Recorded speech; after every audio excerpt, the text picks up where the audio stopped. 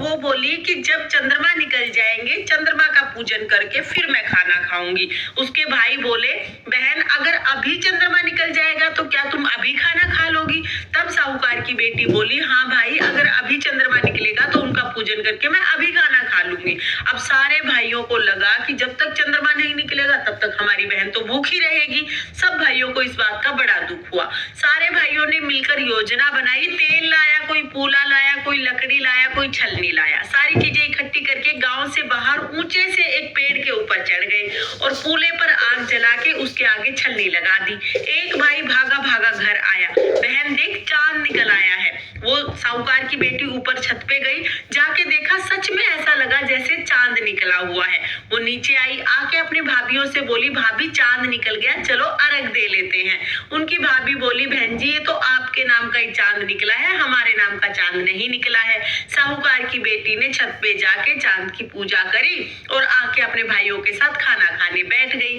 जैसे ही टुकड़ा तोड़ा, पहले टुकड़े में बाल आ गया, दूसरा टुकड़ा तोड़ा तो छींक आ गई, तीसरा टुकड़ा तोड़ा तो राजा जी के घर से बुलावा आ गया कि राजा जी बहुत बीमार है, उसका पति बहुत बीमार है, अभी बुलाया है। अपनी बेटी को विदा करने के लिए साहूकारनी ने संदूक खोली। पहली संदूक खोली, सफेद साड़ी निकली। दूसरी संदूक खोली, उसमें भी सफेद साड़ी निकली। तीसरी संदूक खोली तो उसमें भी सफेद साड़ी निकली। अब साहूकारनी ने सफेद साड़ी पहना के अपनी बेटी को तैयार कर दिया और विदा करते टाइम एक सोने का टका उसके हाथ में दिया और कहा, बेटी रास्ते में जो भी मिले सबके पैर छूते हुए जाना, जो भी तुम्हें सदा सुहागन रहने का आशीर्वाद दे दे उसी को ये सोने का टका दे देना। अब साहूकार की बेटी घर से चली, रास्ते में जो भी मिला सबके पैर छुए, किसी ने सदा सुहागन रहने का आशीर्वाद नहीं दिया। वो अपनी ससुराल आ गई। ससुराल आके दूर से देखा कि उसके घर के पास, जो ससुराल का घर है उसके पास बहुत लोगों की भीड़ लगी हुई है। उसके पति की मृत्यु हो गई थी और सब लोग इकट्ठा हुए थे। वो घर में जैसे ही अंदर जाने लगी तो घर के दरवाजे पर एक छोटी सी लड़की खड़ी थी। उसने छोटी सी लड़की के पैर छुए तो छोटी सी लड़की बोली, सदा सुहागन रहो। ये सुनते ही साहूकार की बेटी ने सोने का टका उस लड़की को दिया और उस लड़की के पैर पकड़ लिए। अब वो छोटी सी लड़की बोली, 7 भाइयों की लाडली बहन पैर छोड़, दिन में चांद उगानी पैर छोड़, व्रत तोड़नी पैर छोड़। लेकिन साहूकार की बेटी ने पैर नहीं छोड़े।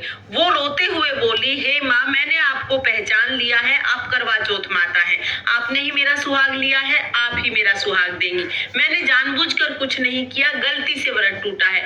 आज के बाद कभी भी मैं व्रत को नहीं तोड़ूंगी और पूरा विधि विधान से करवा चौथ का व्रत करूंगी। उसकी इस तरह की करुणामयी प्रार्थना सुनकर करवा चौथ माता को दया आ गई। करवा चौथ माता ने उसके पति को जल के छींटे लगाए तो उसका पति हर हर करके खड़ा हो गया। करवा चौथ माता ने उसके पति को जिंदा कर दिया। ये देखकर राजा ने पूरी नगरी में ढिंडोरा पिटवा दिया कि सभी महिलाएं करवा चौथ का व्रत जरूर करें और करवा चौथ माता की कथा जरूर जरूर सुने। करवा चौथ माता, जैसे आपने साहूकार की बेटी के साथ पहले किया वैसे किसी के साथ मत करना और जैसा बाद में किया वैसे सबके साथ करना।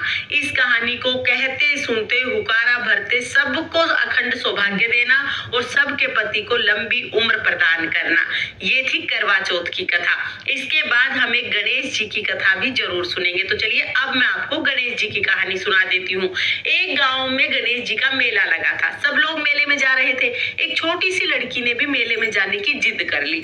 वो बोली, माँ मैं भी मेले में जाऊंगी। उसकी माँ बोली, नहीं बेटा, वहां पर बहुत भीड़ होगी, तुम कहीं गिर पड़ जाओगी, चोट लग जाएगी। लेकिन छोटी सी लड़की नहीं मानी, बोली माँ मैं तो मेले में जाऊंगी। तो उसकी माँ ने उसे 2 लड्डू और 1 घंटी पानी दे दिया और कहा कि 1 लड्डू और पानी गणेश जी को, बचा हुआ लड्डू और पानी तुम खा लेना। अब लड़की लड्डू और पानी लेके मेले में आ गई। आके गणेश जी के सामने बैठ गई। बोली, हे गणेश जी महाराज, 1 लड्डू और पानी आपको, बचा हुआ लड्डू और पानी मुझे। ये कहते कहते सुबह से शाम हो गई। अब सब लोग घर जाने लगे, मेला बिछड़ने लगा। लड़की घर नहीं आई। सबने कहा घर चलो, लेकिन वो बोली, जब तक गणेश जी आके लड्डू नहीं खाएंगे, पानी नहीं पिएंगे, मैं नहीं जाऊंगी। अब वो हट करके बैठ गई। गणेश जी ने सोचा कि अगर ये अपने घर नहीं गई तो इसका दोष मेरे सिर लगेगा।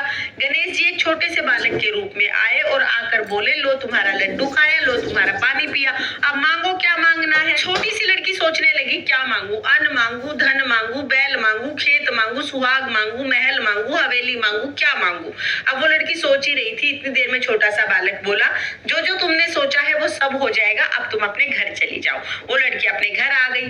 घर आई आई तो माँ बोली बेटा इतनी देर कहाँ लगा दी, सब लोग आ गए, तुम कहाँ रह गई थी।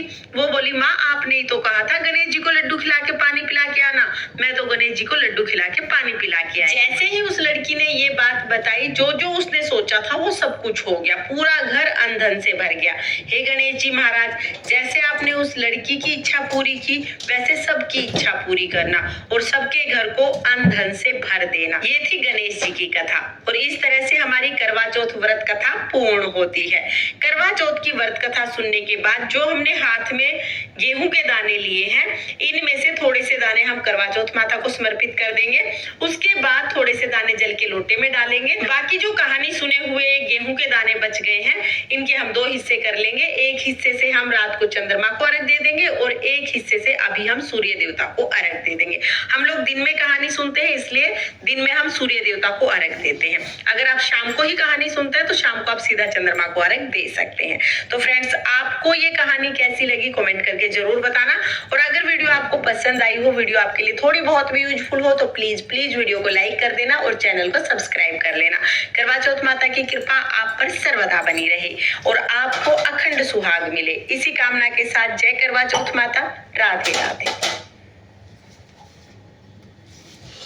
Get incredible rewards all year long.